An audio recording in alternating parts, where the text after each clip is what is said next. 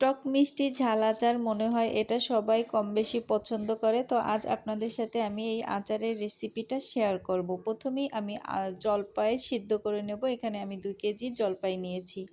জলপাইটা সিদ্ধ হয়ে গেলে এটাকে পানি ঝরিয়ে হালকা একটু ঠান্ডা হলে হাতের সাহায্যে প্রত্যেকটা জলপাইকে ম্যাশ করে নেব।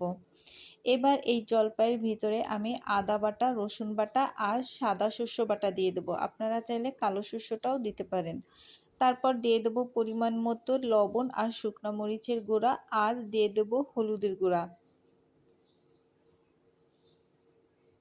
এবার সবগুলোকে ভালো করে মিশিয়ে নেব। মিশানো হয়ে গেলে এটাকে আমি 2 থেকে 3 ঘন্টার জন্য রোদ্রে দেব। রোদ না থাকলে ফ্যানের নিচে 5 ঘন্টা রাখলেই হয়ে যাবে। এবার একটা পাত্রে পরিমাণ মতো সরিষার তেল দিয়ে দেব। তারপর 10-12টা শুকনো মরিচ কেটে তেলের ভিতরে দিয়ে দেব। এবার এটাকে হালকা নাড়াচাড়া দেব। তারপর এর ভিতরে আমি দিয়ে দেব আস্ত 5 ফোড়ন, তেজপাতা, গোলমরিচ, লবঙ্গ, তারপরে দারুচিনি, তেজপাতা সবকিছু দিয়ে একটু ভেজে নেব।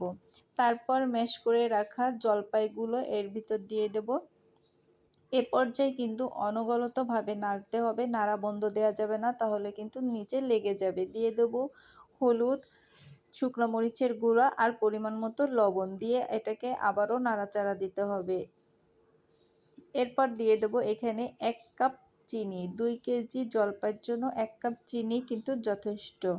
চিনি দেওয়ার পর দেখবেন চিনিটা গলে পানি ছেড়ে দেবে আর আচারটা কেমন পানি পানি হয়ে যাবে। তো ভয় পাওয়ার কিছু নেই, কিছুক্ষণ কুক করলে আবার এই পানি টেনে যাবে। তো পানি যখন শুকিয়ে আসবে সে পর্যায়ে এখানে আগে থেকে করে রাখা আচারের মশলা টেলে গুঁড়ো করে রেখেছিলাম সেটা দিয়ে দেব।